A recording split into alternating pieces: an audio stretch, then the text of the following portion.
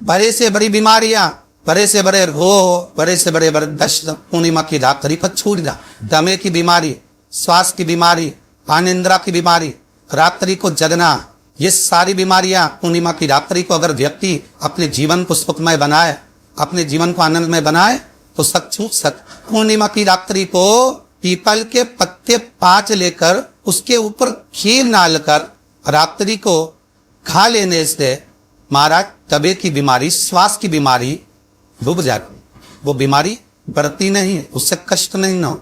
जिन बच्चों के नेत्र कमजोर होते हैं और रोशनी कमजोर होती है, पूर्णिमा के दिन रात्रि तो 12 बजे भगवान चंद्रदेव का दर्शन कराइए। आज से 7 मिनट तक नयन मिलाए चंद्रदेव जैसा, और बाद में ये पीपल के पत्ते पर खीर जो चंद्र के नीचे रखी हुई है उसी खीर को चका दीजिए, फिर चंद्र का दर्शन कराओ, फिर खीर पर चका दी। महाराज नयन की ज्योति बढ़ती है, नींद नहीं आती तो निंदा आदि भी प्रवेश करती है, निंद्रा अच्छी आती है, आनंदित हो।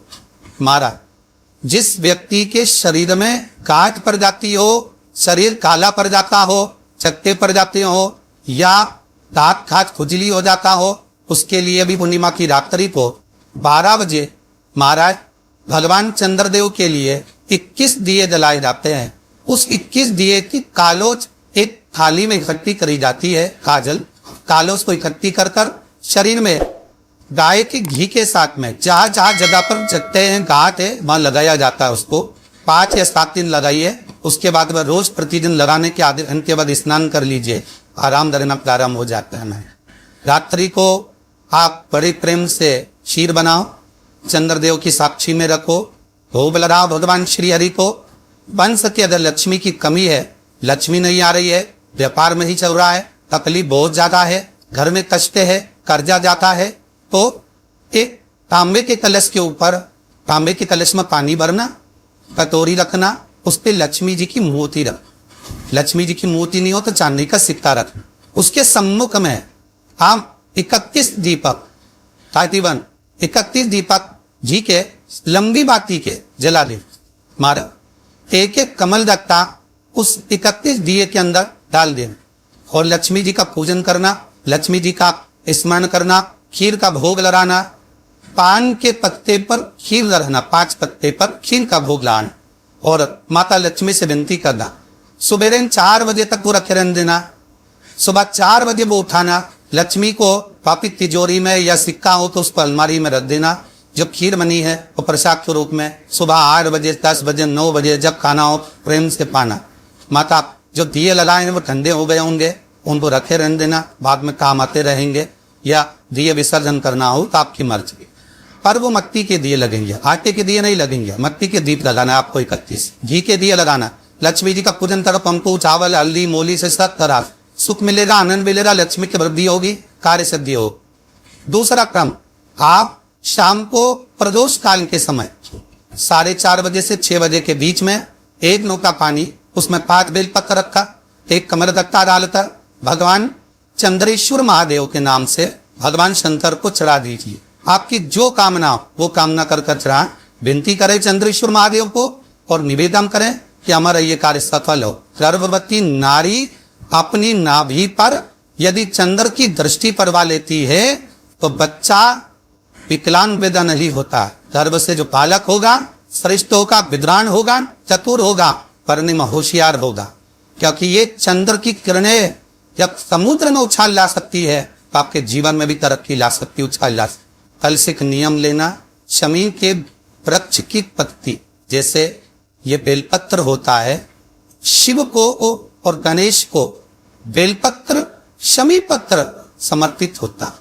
आपको कथा में वर्णन किया था 33 कोटि देवताओं को भले बेलपत्र में ही चढ़ेगा, पर 33 कोटि देवताओं को शमी पत्र चढ़ता है। और उसमें एक गणेश जी महाराज और एक बाबा भोलेनाथ, इन दोनों को शमी समर्पित होता।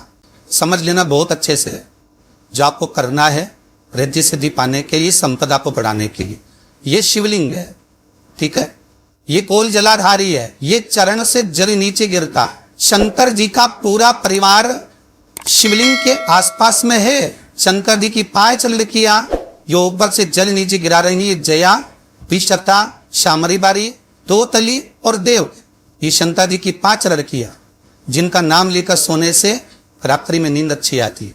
एक एक बूंद जो ऊपर से गिरा रही है, ये शिव की 5 वे। जहां से जल नीचे गिरता है, शिवलिंग का जो जल नीचे जाता है, उसके राइट भाग में गणेश जी का स्थान, लेफ्ट भाग में कार्तिकेय का स्थान, बीच में शंकर जी की सबसे छोटी लड़की अशोक सुंदरी का स्थान। शिव महापुराण की कथा कहती है, जिसके घर में संपदा की कमी पड़ती हो, बीमारियां ज्यादा फैल रही हो, बहुत कष्ट हो महाराज, बहुत ज्यादा दुखी हो महाराज, कोई काम नहीं बन रहा, बहुत तकलीफ में हो, तो शमी पत्र, शमी की पत्ती, जहां गणेश जी का स्थान है वहां पर 5 शमी पत्र 5 समर्पित करें और शंकर जी के ऊपर 3 शमी पत्र समर्पित करें। वो ध्यान देना, 5 शमी पत्र जहां गणेश जी का स्थान है शिवलिंग में, वहां समर्पित करें। 3 शमी पत्र शिवलिंग के ऊपर समर्पित करें। 1 शमी पत्र शंकर जी की चौखट पर लेफ्ट भाग में जाते समय आपका कोयटा, जब मंदिर से निकलो तो उल्टी हाथ पर लेफ्ट भाग में शंकर जी की चौखट पर समर्पित करें 1 शमी पत्र। और महाराज टीका कीजा, जहां लेफ्ट भाग में आपने शमी पत्र रखा है, मंदिर में ना दिया लगाकर बाहर की ओर जहां शमी पत्र रखा है उसके ठीक साइड में एक घी का दिया लगा दीजिए। गणेश पुराण कहती है, भगवान गणेश जी का मोर ध्वज का, मयूर ध्वज गणेश का नाम लेकर जो ये दीप शमी पत्र चढ़ा देता है, उसके घर से कभी रीति सिद्धि नहीं जाती, वैभव प्रतिष्ठा नहीं जाती। कर कर देखना, अगले साल तक आपका व्यापार कितना चलता है हमको बताना जरूर, करके देखोएगा। गणेश पुराण का शिव महापुराण पे ये प्रसंग करिए।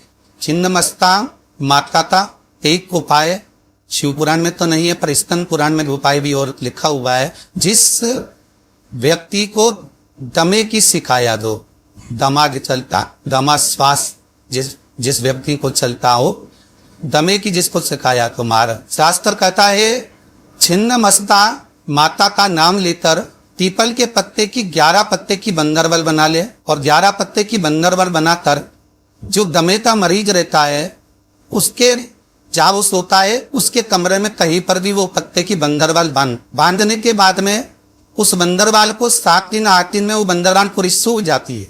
सूखने के बाद उस बंदरवाल के पत्ते को निकाल लीजिए, पीस लीजिए, पीस कर पानी में गला लीजिए, उसको छान लीजिए।